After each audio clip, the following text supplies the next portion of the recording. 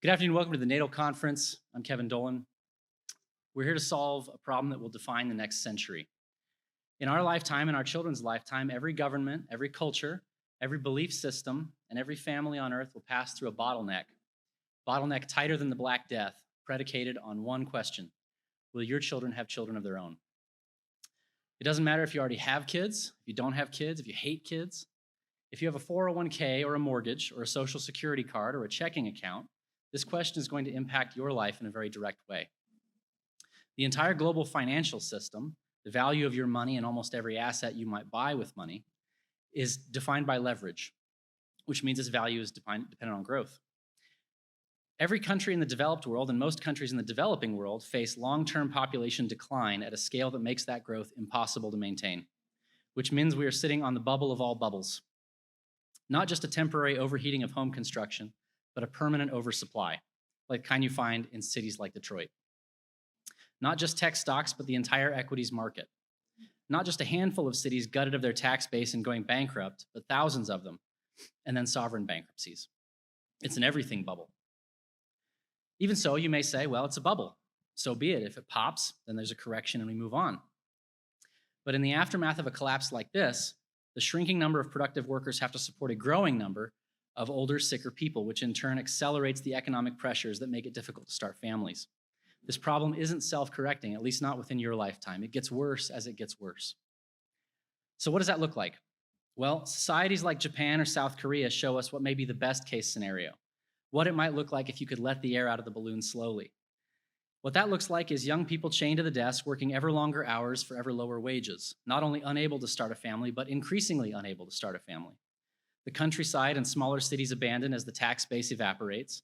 Basically, an orderly, managed retreat from the planet. And hopefully at the end, there's a robot nurse to turn off the lights.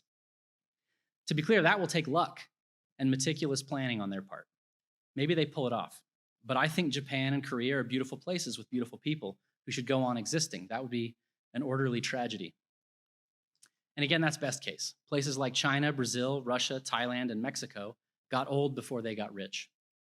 In coming decades, these countries will be totally unable to sustain their elderly populations, even if they could stop the flight of their most productive young people, even if they work them and tax them to death. Unless something truly dramatic happens, these countries will face humanitarian and political crises on par with the worst of the 20th century. The United States will probably be somewhere in the middle. So far, immigration makes US fertility rates look better on paper, but not enough to prevent a degrowth economic collapse and not enough to take care of an aging population. It's not obvious in any case why young immigrant families from poor countries would sign up to support a population of elderly dependents to whom they have no attachment, while their own grandmothers back home are starving. America's wealth and productive capacity give us a few more attractive options in the short run, a few ways to avoid catastrophe if we act now, but our political system and our culture is just so damaged that making that happen would be a heroic undertaking. So those are the global stakes of this issue. And we've brought experts in demography, genetics, endocrinology, economics, and public policy to tell you about all that. I'm not an expert. The reason I'm here is that I have 2 girls and 4 boys. And like a lot of millennials raising kids, when I look around at how few of us manage to start families and how much worse it is for Gen Z, I feel like I caught the last train out. A consistent 95% of Americans say they want kids, but it looks like only about 60% of millennials will get there, and it's much worse for the Zoomers.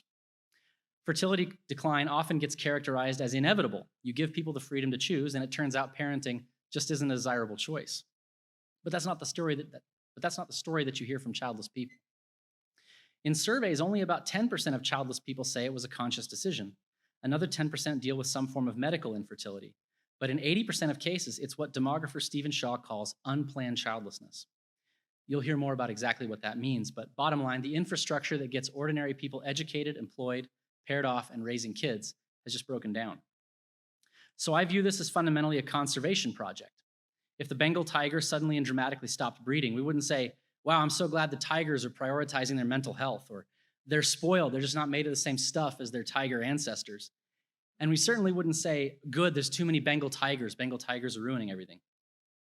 Instead, we'd look at their environment and try to figure out what changed, what's disrupting their ability to fulfill this most basic imperative. And it is a basic imperative. If you're built to do anything at all, you're built to fall in love and have children and raise them. And there's no more punishing verdict. There's no situation in which a person is more psychologically vulnerable than when they take a chance on that. You can tell a kid who's afraid of rejection that it's not life and death, but it is life and death. When you ask someone to love you, to marry you, to have a child with you, you're asking them, do you want my eyes, my nose, my hairline, the way I think, the way I walk and talk? Do you want that to go on into the future, or should it go away forever? And for hundreds of millions of men and women, it feels like the whole world is telling them, nope, not you. For men, it's usually near the top of the funnel, just getting swiped left 10,000 times at a glance. For women, it often comes later in the form of situationships that can last for months or years and never quite come around to, yes, I want you in particular. I want my kids to be like you. I think your thing should go on. I don't think there's anything to gain from asking who has it worse or who's to blame. And in fact, one of my goals for the conference is to create a space totally free from that brand of Twitter blood sport. But I get why so many people are angry. We're just not built to be hurt like that over and over again with no end in sight. And a system where that's the fate of an ordinary person is a broken system. Bottom line for me is I don't want any of that for my kids. I have to think of something better. Yes, there are political and economic dimensions to this issue, and I'm excited to think through them with you, but I'm not trying to have grandkids so they can fund Medicare. I want my kids to have kids so they can learn that Christmas morning is actually better as a parent than it was as a kid. I want my daughters to have sons and my sons to have daughters, and to care intensely about what happens to them and watch as that transforms their whole perspective on the opposite sex. I want them to see all the little imperfections and embarrassing things that they were insecure about as kids in this other person who's just the best, and realize that all of that was completely okay and not a big deal, and it didn't make them unlovable. You're supposed to observe your life again in third person. You're supposed to see yourself as a little child through your father's eyes, your mother's eyes, maybe through God's eyes. You're supposed to see yourself saying and doing things your parents said and did, and you're either supposed to understand that and forgive it, or you're supposed to recognize that it was wrong and make it right. Maybe both. And these are psychological loops that don't close in any other way. Of course, life isn't fair. Things don't always work out, but it should be normal. It should be typical to have these experiences. Parenting is as fundamental to the human life cycle as puberty and just as transformative. I want that for my kids, and I want it for your kids because I like your thing, and I think it should go on.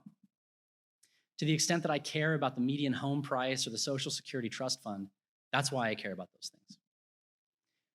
My personal line of attack on this issue is economic. I believe that the mainstream institutions that used to get people educated, employed, married, and supporting a family are in terminal decline and have become hostile to life.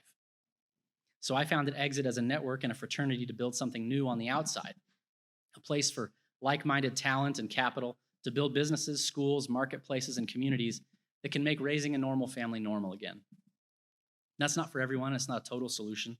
There are so many more things that could be done, and that's why we launched this conference. We want to see what you're seeing, to know what you know, and to build things we haven't thought of yet. We've done a little homework on you, not a lot, but some, and I can tell you for certain that we don't share a common culture or political program. We even disagree in pretty stark terms about this issue, what it means and what ought to be done about it.